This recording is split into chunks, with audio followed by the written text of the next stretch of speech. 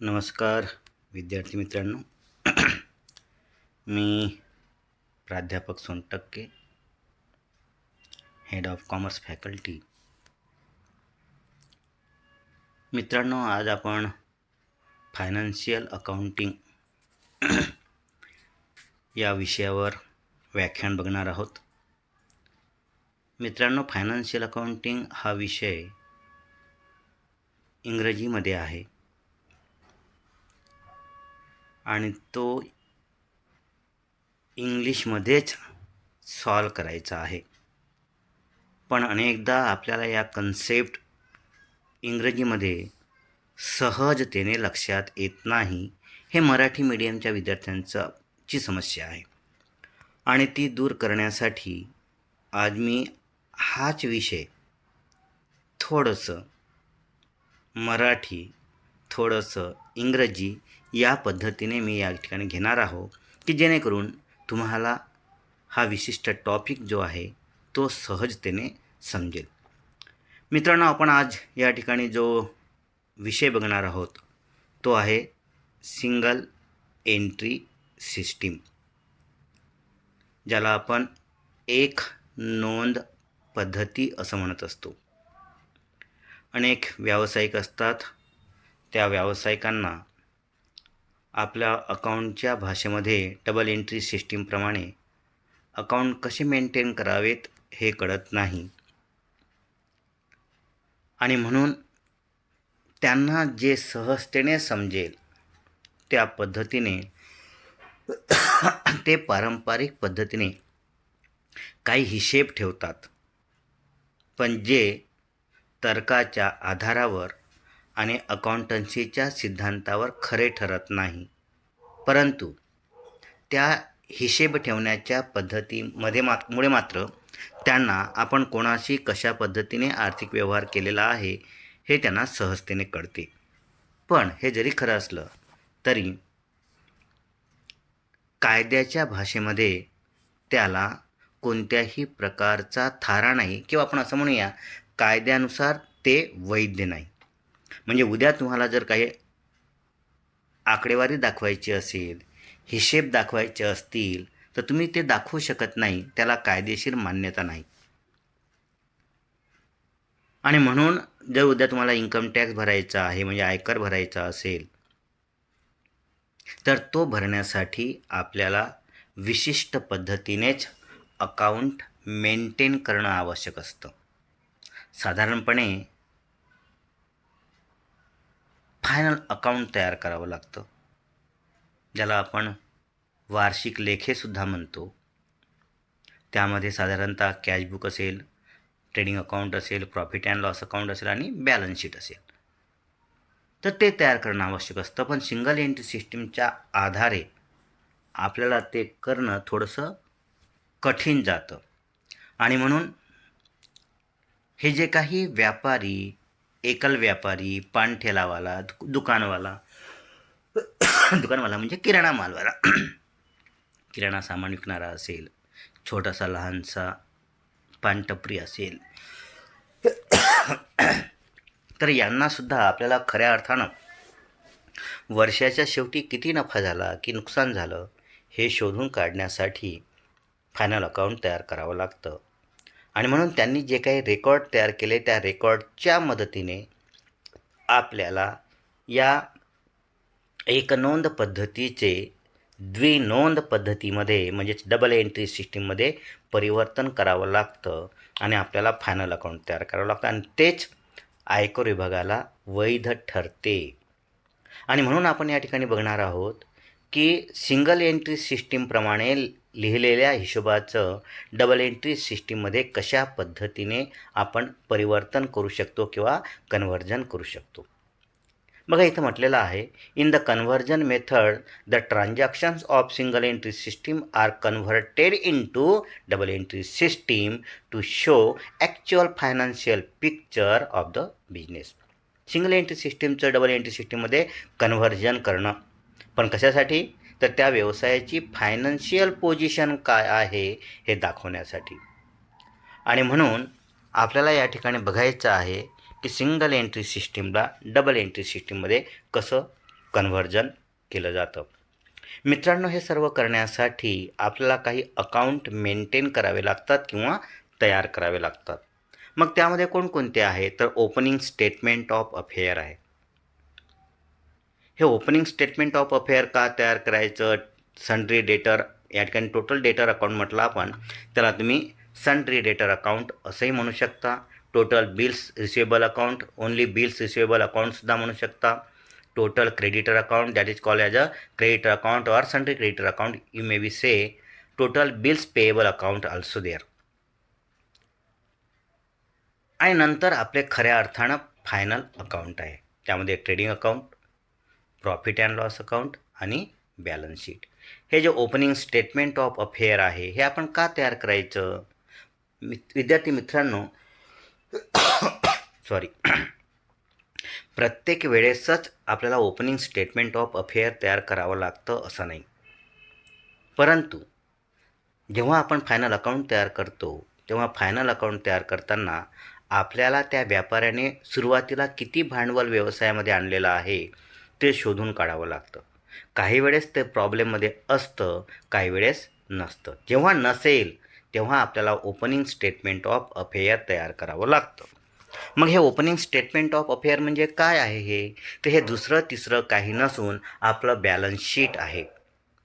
पण हे मागच्या वर्षासाठी आपल्याला तयार करायचं असतं, म्हणून त्याला शब्द यांनी वापरलेला आहे ओपनिंग स्टेटमेंट ऑफ अफेअर. याच्या आधारे जे बॅलन्सिंग फिगर निघते त्याला आपण ओपनिंग कॅपिटल म्हणतो. आणि हे ओपनिंग कॅपिटल आपल्याला क्लोजिंग बॅलन्स शीट तयार करताना आवश्यक असते. ते आपण लायबिलिटी साईडला लिहित असतो. डेटर अकाउंट, ज्याला आपण सन्ड्री डेटर अकाउंटसुद्धा म्हणू शकतो. मित्रांनो, हे मी तुम्हाला पुढे थोडंसं स्टेप बाय स्टेप हे अकाउंटचे नावं आहेत तेव्हा मी त्यामध्ये तुम्हाला सांगतो, असं सांगण्यापेक्षा. तर हे बघा, हे आहे ओपनिंग स्टेटमेंट ऑफ अफेअर. हे ओपनिंग स्टेटमेंट ऑफ अफेअर का तयार करायचं? याला कारण काय आहे? तर आत्ताच मी तुम्हाला सांगितल्याप्रमाणे opening statement of affairs is prepare to find out the opening capital of business at the opening date, और it can be say at the opening year, और it can be say for the previous year. मागील वर्षासाठी opening statement of affair तयार करावं लागतं. पण कशासाठी? तर ओपनिंग कॅपिटल किती होतं त्या व्यावसायिकाचं ते शोधून काढण्यासाठी. मग हे कसं काढतात? तर बघा, या ठिकाणी तुम्हाला फॉर्मॅट दिलेला आहे. इन द बुक्स ऑफ म्हटलेला opening statement of affair as on, जो काही पिरियड असेल तो. आपण बॅलन्स शीटला नेहमीच ॲज ऑन म्हणतो, कारण एक दिवस जरी बदलला तरी व्यवसायाची आर्थिक परिस्थिती बदलते आणि म्हणून आपण बॅलन्स शीटला ॲज ऑन म्हणतो. तेच या ठिकाणी ओपनिंग स्टेटमेंटला म्हणायचं. बघा, डाव्या साईडला लायबिलिटी आहे आणि उजव्या साईडला ॲसेट आहे.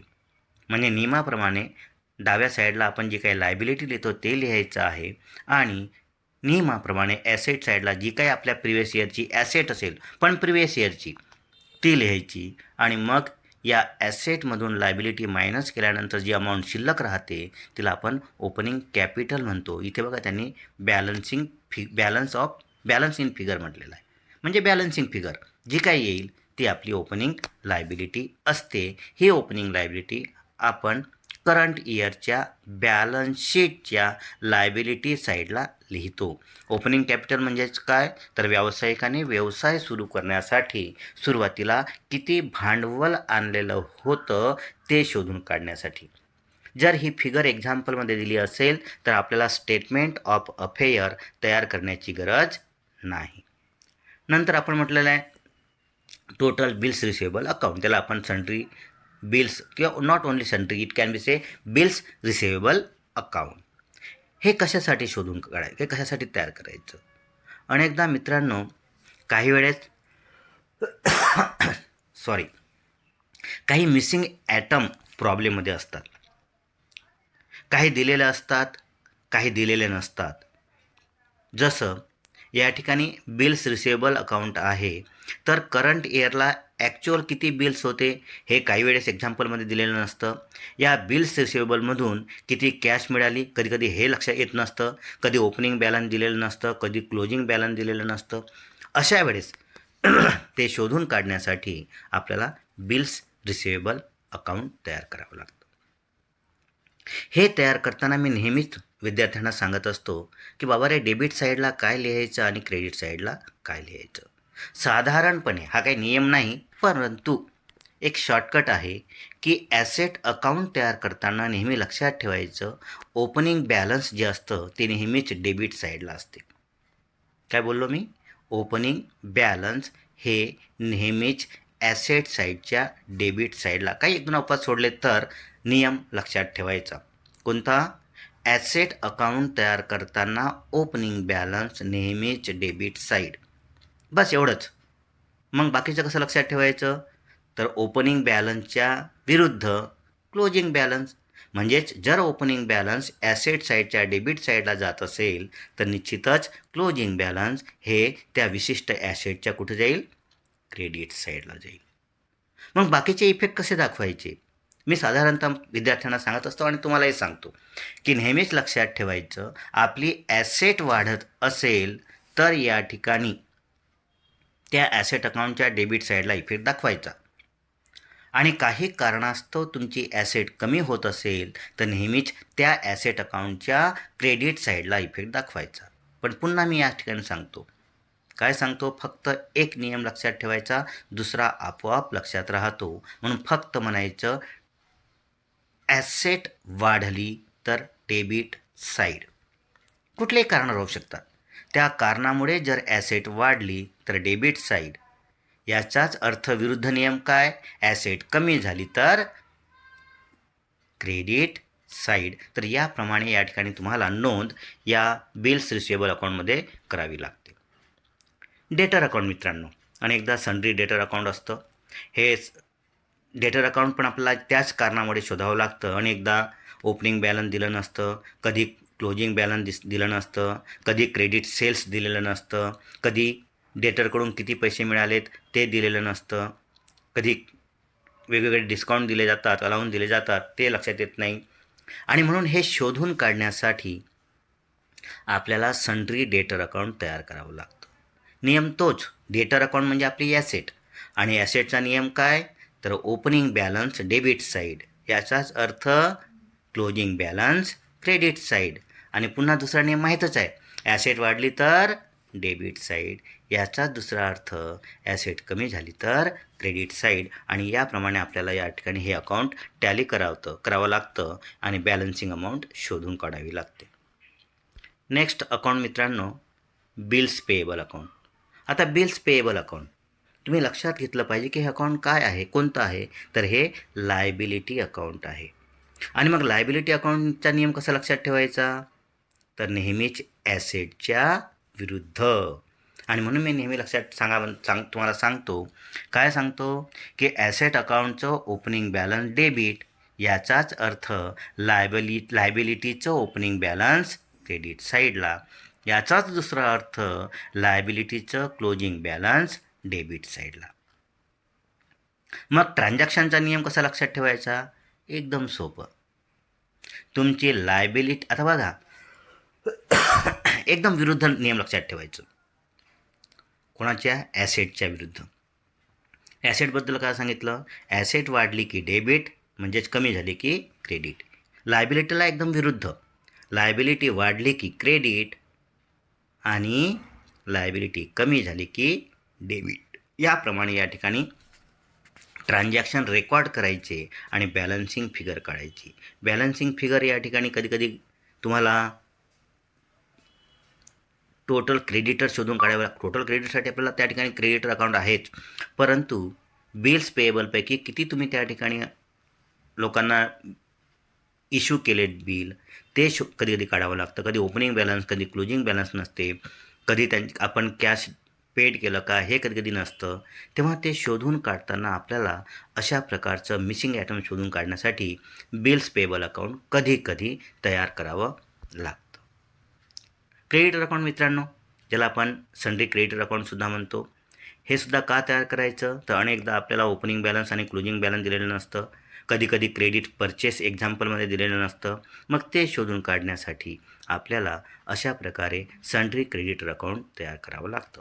क्रेडिटर अकाउंट पुन्हा लायबिलिटी अकाउंट, म्हणून ओपनिंग बॅलन्स क्रेडिट आणि क्लोजिंग बॅलन्स डेबिट. पुन्हा दुसरा नियम कोणता? क्रेडिटर म्हणजेच लायबिलिटी वाढली की क्रेडिट आणि लायबिलिटी कमी झाली की डेबिट, म्हणजेच ॲसेट अकाउंटच्या एकदम विरुद्ध नियम या ठिकाणी लायबिलिटीला लावायचा. आणि आत्ता खऱ्या अर्थानं मित्रांनो आपल्याला फायनल अकाउंट तयार करायचं आहे.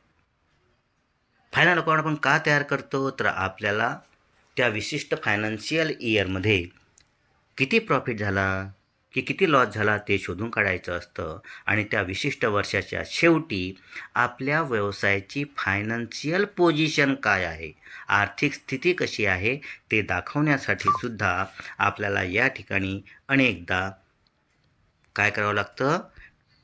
फायनल अकाउंट तयार करावं लागतं.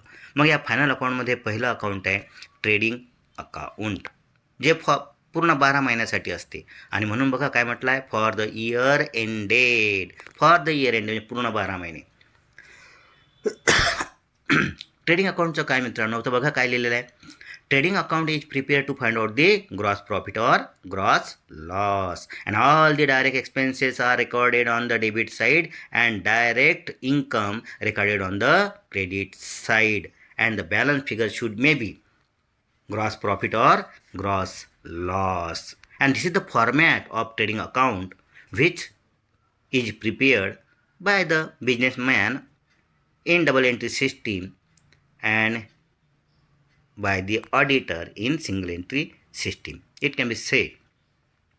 आणि मग आपण या ट्रेडिंग अकाउंटवरून ग्रॉस प्रॉफिट शोधून काढतो मित्रांनो. आणि हा ग्रॉस प्रॉफिट अँड लॉस अकाउंटच्या क्रेडिट साईडला ट्रान्सफर करत असतो आणि ग्रॉस लॉस हा प्रॉफिट अँड लॉस अकाउंटच्या डेबिट साईडला आपण दाखवत असतो. मग हा प्रॉफिट अँड लॉस अकाउंटबद्दल बघा काय म्हटलं आहे, profit and loss account is prepared to record all indirect expenses and incomes of the business. व्यवसायाचे सर्व इनडायरेक्ट खर्च आणि उत्पन्न रेकॉर्ड करण्यासाठी आपण प्रॉफिट अँड लॉस अकाउंट तयार करतो. शिवाय काय करतो? तर प्रॉफिट अँड लॉस अकाउंटचं तयार करण्याचा मेन पर्पज काय आहे? To find out the net profit और net loss which is transfer to closing balance sheet. Profit and loss account का तयार करायचं? तर इनडायरेक्ट एक्सपेन्सेस आहेत, इनडायरेक्ट इन्कम्स आहेत, ते तुम्हाला रेकॉर्ड करण्यासाठी. एक्सपेन्सेस हे डेबिट साईडला ट्रान्सफर करतात, तर इन्कम हे क्रेडिट साईडला. आणि हा मित्रांनो फॉर्मॅट आहे प्रॉफिट अँड लॉस अकाउंटचा. बघा सांगितल्याप्रमाणे ग्रॉस लॉस असेल तर डेबिट साईडला आणि ग्रॉस प्रॉफिट असेल तर क्रेडिट साईडला. आणि शेवटी हे अकाउंट आपण टॅली करतो. टॅली करताना एकतर नेट प्रॉफिट निघेल किंवा नेट लॉस निघेल.